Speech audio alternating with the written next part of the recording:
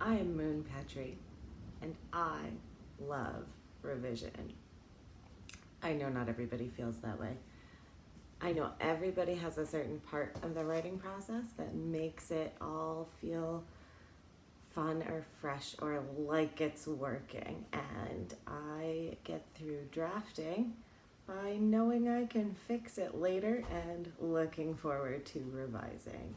So this is just going to be a quick overview of the process that I have used, and it is not an instruction manual. It is an idea buffet. If something appeals to you, help yourself. I also did not come up with this in a vacuum, and Susan Dennard's blog on revision was probably my #1 resource, and I strongly recommend it, but there were lots of others, and I will get into more details in future videos. So the first thing is that I actually hand wrote my entire manuscript in the draft 0 stage. So after a chapter or 3, I typed it up, and at that point I changed small things, smoothed stuff out, and did any filling in of placeholders that I had left, which I definitely did because although it's in a binder,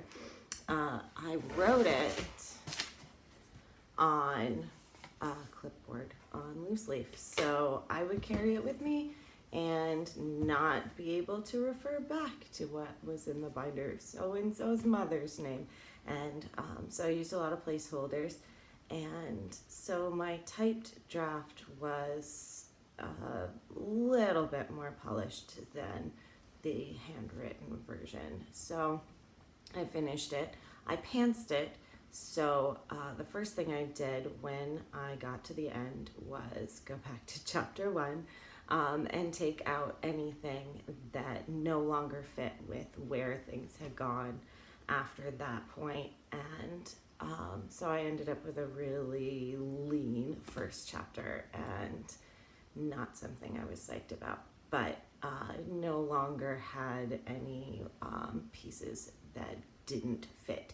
So then I printed it out and had it printed at Staples, and it was only $20-some to have it hole punched and double-sided and surprisingly nice paper. So that was because I really like working on paper. Obviously, I really enjoy having something tangible in front of me that I can put a pen on. And so I had that in a binder, and I got some index cards. So the first thing I did was go through and write out each scene on an index card. Some chapters just have one, some have a few, and just jotting down the basics of what happened in each scene.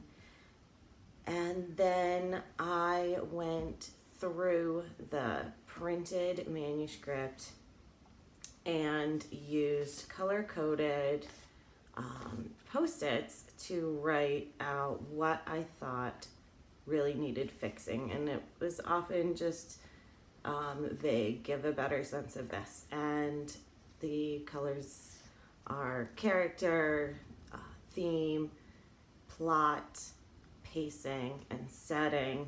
I wasn't sure which categories I would need, and just figured it out as I went along. And so I stuck on the backs of these. Some just have a few, and some have lots. Just the ideas of what needed to change, and not particularly how I was going to change it. I kept them all in a really handy, I know some people have whole walls dedicated to their index cards or their Post-it notes system, and I have small children who will take them down and eat them, so I keep them in a box. And then what I did, which is a little bit extra, is I used pens that matched the colors of my Post-it notes. So when I went through each scene in the printed manuscript, I would take notes in the various colors based on what I was trying to fix. And so I actually, in some places, there is a lot that, especially the pinkest character, and especially for character driven stuff. And so I would write on the actual manuscript, each post-it note, fix all of those things in that color. The only thing that I didn't do in the actual manuscript was if there was a whole scene that needed to be added, or in one case I had a chapter that I just wanted to rewrite from scratch. And so I didn't do that in colorful pen on my paper manuscript. And then once I got through the whole thing, I typed in the changes, and it was very satisfying, especially realizing I could actually read my handwriting and figure out where all the pieces went. So that was part of it, was jotting in 1, 2, 3 or asterisks or arrows to know where things needed to go. So I got to that point, and then I had a few more passes that I wanted to do, really looking at the 3 main characters kind of one at a time, and then more of a line edit, copy edit pass. And one of the things that I found extremely helpful was the word or phrase frequency counters that you can find online. And I knew that there were filter words and other things like then, suddenly. And I just wanted to know how bad it was and whether there were other words like it that I had not realized I was doing so much. And some of it was obvious and some of it was really surprising. So I wrote down lots of words and phrases that came up frequently. I was surprised by 6 uses of took a deep breath and, but twice, and the hubbub died down. So I went through, once I had this list of some of the most frequently used words that I thought could be switched out or things be rephrased, I went to the find function, went to each instance, saw if I could use something else or rephrase the whole sentence. The other thing was that at this point I was starting to get some critique partner feedback, and one of the things that I knew I needed to work on was passive voice, and another was showing versus telling. So I used the find function to seek out words that would flag that. So one thing for passive voice was I searched for the word by.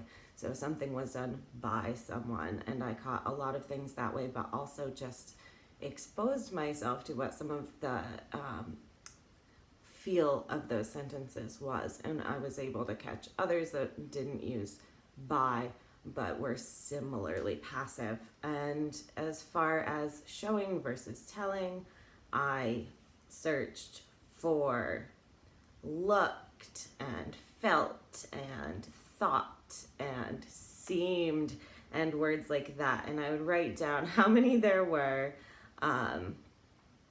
and try to cut them down as much as I could, and streamline that and find fresher ways of phrasing things, and in the process also going through and trying to add sensory detail and other things that would help to show rather than tell. I also rephrased some summarized conversations as actual dialogue, so it felt more personal. And some of the places I was really surprised how much of a difference that made in getting closer to a side character, actually caring a little bit more about them, because you can see exactly how they're interacting with someone rather than just having it glossed over.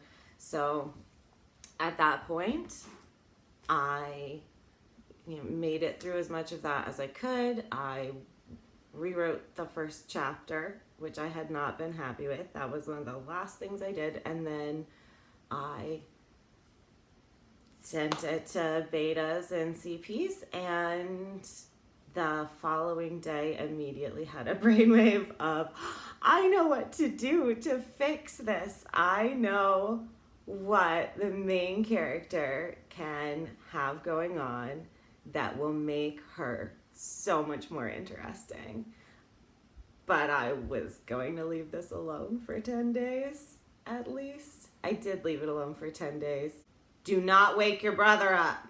And at this point, I am working on weaving through that one small thing and responding to the beta feedback and CP feedback and polishing and hoping for the best. So I am Moon Petrie, and until next time, have some fun with your revisions.